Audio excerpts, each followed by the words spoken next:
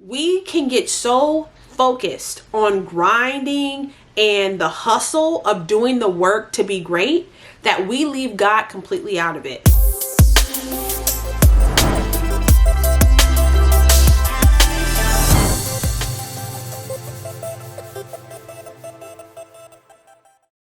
Hey y'all, there's one thing I have learned that has helped me to walk out of a poverty mindset, difficult, wrecked childhood, and has helped me to walk towards a freedom in my life that I never knew I could experience. And I mean that when I say it.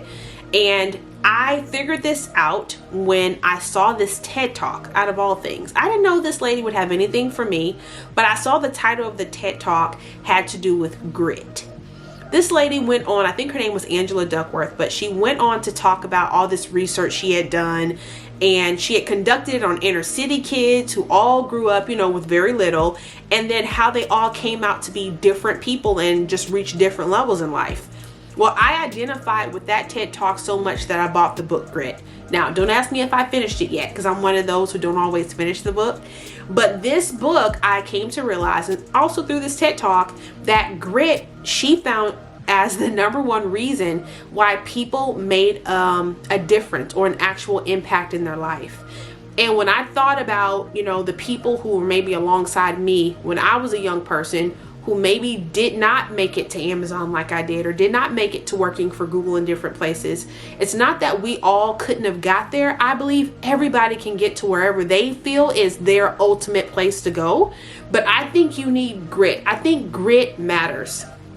And I think without grit, which is more of a grind, a hustle, you're not going to get there. But here's the thing that I think gets left out so many times, especially for Christians, is we can get so focused on grinding and the hustle of doing the work to be great that we leave God completely out of it. A lot of us don't know how to balance between the God life and the gold life. And so I kind of created my own acronym for grit. I was like, okay, if we gritting, then let me see what are some of the components inside of the grit that I know carried me from one level to the next. The first thing I have here for G, I have my notes here, is God focused. I would not let go. Y'all, I was that person in the club, clubbing it, but I was in church on Sunday because I was like, I can't let go of God. I know he's done so much for me. I know that when I pray, he hears me. There's miracles that have happened in my life. It matters that I focus on God. Even though I was distracted at the time, I knew that I could not let God go. So I encourage you in this.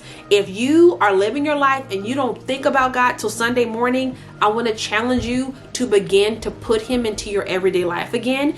Because once you're around God, God being love and being everything, he's an awesome God. But when you're around him more, you become more like him, which means you're going to put more seeds in the ground, more good works, good deeds. And then that stuff is going to come back to you, which means you have a better life hanging around the God who loves you more than you have a better life just grinding, hustling, and all these things. No, the best life is a combination of those two. It's where you are living an intention, purpose life through God, not just trying to live a life that you feel is purposed without him. It's not the same. The R is for refocus. I want you to accept the fact that you're going to have times where you just got to refocus yourself. It is human nature. I don't know why we are so obsessed with having balance, as if we can find the definition of balance, we'll never get off, like from the left or to the right. Like you're not going to ever stumble. You are, okay? There are going to be times where you have to refocus yourself, but I want you to accept that. Accept that going in. Okay, you want to start a business. Okay, you want to learn how to cook more. Okay, you want to whatever it is, you're going to have to refocus yourself, because there are going to be times where you stop focusing on that because I don't know, maybe a pandemic hits, life happens, you lose a parent or lose a loved one. There'll be things that come along the way that try to knock you off. Be okay refocusing. Accept it is a part of your journey. The I have as immovable. Once you've refocused yourself, you have to get so fixed and immovable on the direction that you want to go. I mean, like a bulldog to a bone. I mean, hold on to that thing. Because if you can get immovable, even if it's for a season, because remember, you'll have to refocus at some point, but if you can get immovable, even for a season, if it's 30 days, if it's a year, gosh, if you can give something a year, that is just everything. But whatever this immovable period is for you, lock in like your life depends on it. Do you hear me? Get immovable, because the purpose for being immovable is that you can accomplish more because you're now focused. You can accomplish more. You can grow more in God. You can pursue that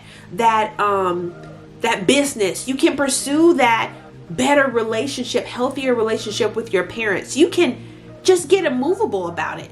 And inside of that immovable state, you are praying. Inside of that immovable state, you are researching, you're becoming a student, you're learning from other people, you're watching videos like this. When you're immovable, you are on your way somewhere. There's a direction that you have. Lock in and don't let anything, as much as you can, knock you out.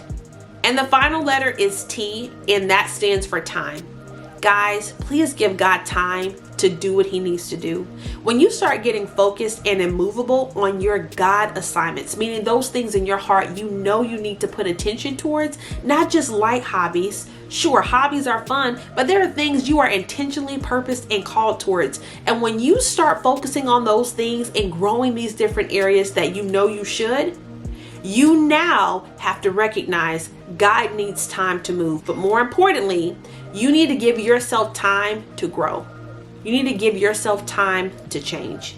People around you may be like, oh, well, you the same person. I don't know why you act like you trying to act holier than thou because you can't come watch TV every night for 4 hours and now you got to read a book. Whatever. Give God time. Give him time to work with you, time to work in you, putting your face in the right places. Give God time. But most importantly, I need you to be patient enough with yourself in this time. Because you can grow to where you're like, look, this is too much. I'm moving on. And now you're not God focused anymore. You don't want to refocus. You don't care if you're, fixed or being immovable. No, I want you to give God time to work. Because the best things take time. They do. But in the meantime, you're not wasting your time. In the meantime, you're moving. You're doing. But you're letting God have the time he needs. And you're giving yourself grace and time to grow. I love you guys dearly. I hope you got something out of this video today where we're talking about grit. I want you to tag people if this is on social media and this is on YouTube. Man, y'all know what to do. My phone is blowing up, but I need y'all to like, I need y'all to comment, I need y'all to do all the things because I'm really committed to showing up here and giving you guys just some things that I think will help you propel beyond your limits. That is what we're here for. Share, like, all the stuff. See you guys in the next video.